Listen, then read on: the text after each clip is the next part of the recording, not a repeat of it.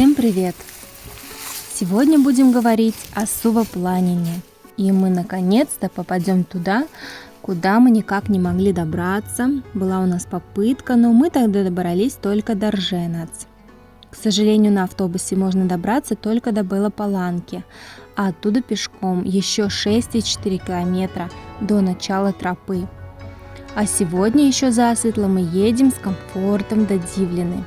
Здесь недалеко находится Дивлинское озеро и детский лагерь еще времен Югославии. Именно от лагеря начинается тропа на Пасарелло. Слушаем наставление Водича и вперед. Тропа несложная, дается легко. Протяженность примерно 20 километров туда и обратно. Сначала мы идем буковым лесом, шуршим листьями. Далее будут редко встречающиеся еловые посадки, которых спасают от вредителей специальными ловушками с химикатами. Наш путь будет проходить сквозь Малоконский провал.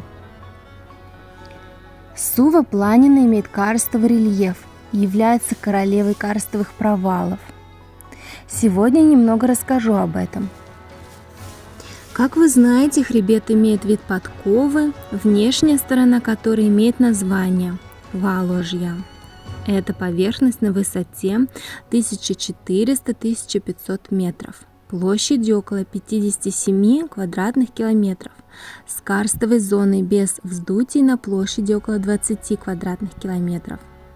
По форме провалы варьируются от глубоких, колодезных до неглубоких, блюдцеобразных.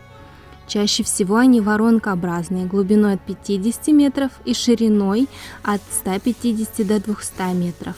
На дне крупных провалов располагаются аллювиальные провалы, борта которых чаще всего обрушиваются, например, провалы Малый и Великоконский.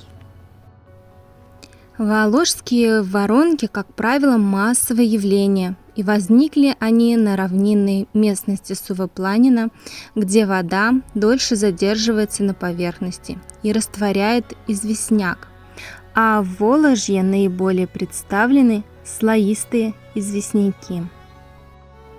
На Малоконском провале организовано место для отдыха. Здесь есть беседка, небольшая полоса препятствий. Сегодня сильный ветер, мы утеплились, и стало ясно, что на вершине также будет ветрено.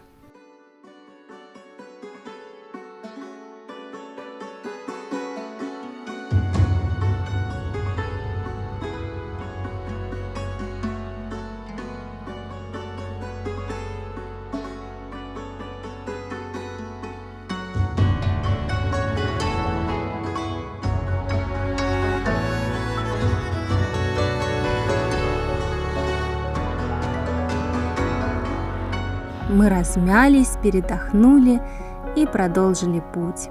Оставалось совсем немного.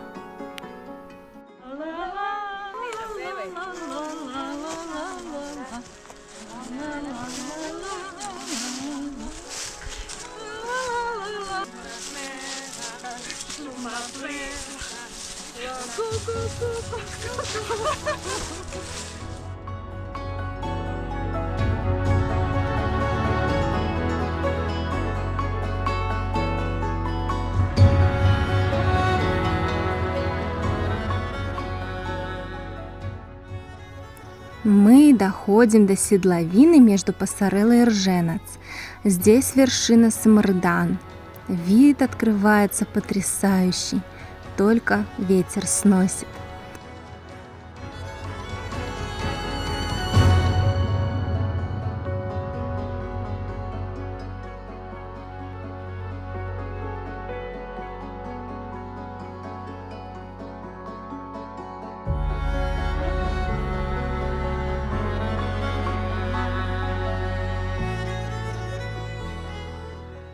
Еще чуть-чуть налево и Пасарелло.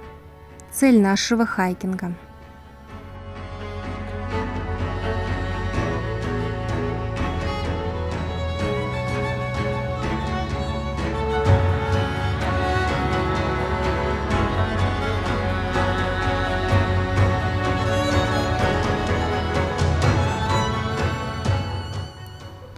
Обратно мы возвращаемся тем же путем.